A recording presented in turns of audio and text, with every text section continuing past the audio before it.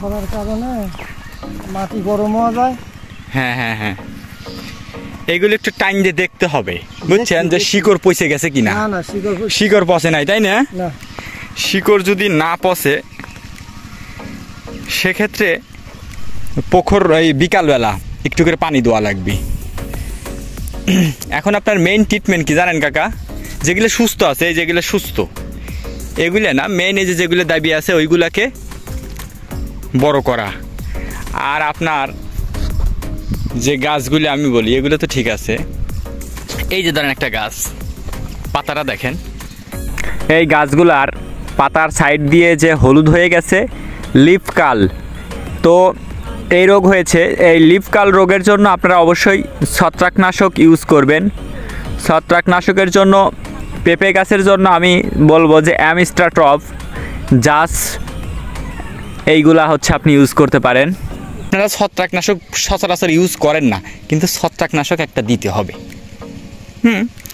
ছত্রাকনাশক দিলে পরে এই যে আপনার যে সুস্থর মাঝে এই যে হালকা অসুস্থ যে গাছগুলো, এই গাছগুলি ঠিক হয়ে যাবে। আমি তো ওরাও ঠিক হবে, ওই যে ওরা লিপকাল না। হ্যাঁ, সব গাছের চিন্তা করি না, এইগুলি তো হয়ে গেছে। হ্যাঁ হ্যাঁ, সুপ্রিয় দর্শক বন্ধুরা, আসসালামু আলাইকুম। দেশ ও দেশের বাইরে থেকে আপনারা যারা আমার এই প্রতিবেদনটি দেখছেন তাদের সকলকে আমার কৃষি বাংলা 360 চ্যানেলের পক্ষ থেকে প্রাণ ঢালা অভিনন্দন। পেঁপে একটি অত্যন্ত লাভজনক ফসল। বাংলাদেশে বিভিন্ন জাতের পেঁপের চাষ করা হয়।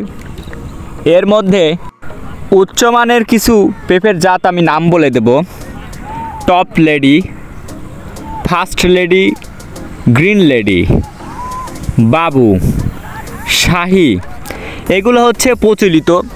এই জাতের পেঁপেগুলাই বাংলাদেশে বেশি চাষ করা হয়ে থাকে। আজকে আমি আপনাদেরকে যে জমিতে নিয়ে আসছি এটা হচ্ছে পাবনা জেলার আমিনপুর থানার ভিতরে। তো দেখেন গাছগুলা মোটামুটি অনেকটাই সুস্থ সবল। পিছনে যে গাছগুলা দেখতেছেন এটা হচ্ছে বাবু আর কিছু ফার্স্ট লেডি জাতের। এই জাতগুলার প্রত্যেকটা গাছ মোটামুটি 2.5 থেকে 3 মণ ফলন প্রদান করে থাকে।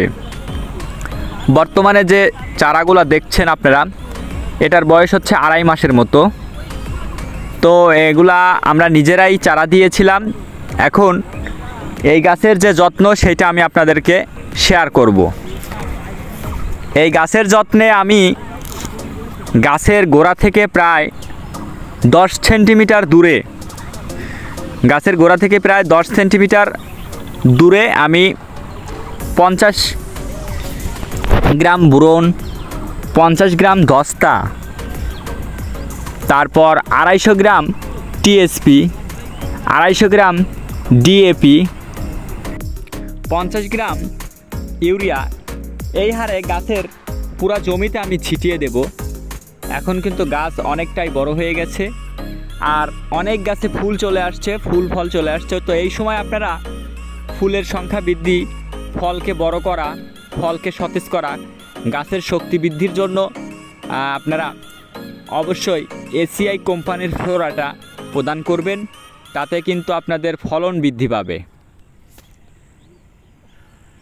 সুপ্রিয় দর্শক বন্ধুরা, আমার এই ভিডিওটি আপনারা যেখান থেকে দেখছেন অবশ্যই কমেন্ট বক্সে জানাবেন এবং আগামীতে আপনারা যারা এই ধরনের পেঁপে চাষ, শসা, তারপর বিভিন্ন প্রকার সবজি চাষ করতে আগ্রহী অবশ্যই আপনারা জানাবেন। আর কমেন্ট বক্সে আপনাদের অবশ্যই মতামত জানাবেন। আর আমার চ্যানেলটি সাবস্ক্রাইব করে বেল আইকনটি বাজিয়ে রাখুন, যাতে করে আমার ভিডিও প্রতিদিন যে ভিডিওগুলো আপলোড করি ওই ভিডিওগুলো আপনার কাছে যায়। আর যে কোনো ধরনের কৃষি বিষয়ক পরামর্শ পেতে স্ক্রিনে দেওয়া নাম্বারে অবশ্যই যোগাযোগ করবেন। আজকের মতো এ পর্যন্তই। আগামী দিনে নিয়ে আসবো নতুন কোনো ভিডিও। আর অধিকাংশ ভিডিওই আমার পেঁপে, শসা, করলা, তারপর পেঁয়াজের সময় আমি পেঁয়াজের ভিডিও আপলোড করে থাকি। পেঁপে, তারপর বিভিন্ন জাতের সবজির উপরে আমি আসলে ভিডিও আপলোড করে থাকি। ধন্যবাদ। আসসালামু আলাইকুম।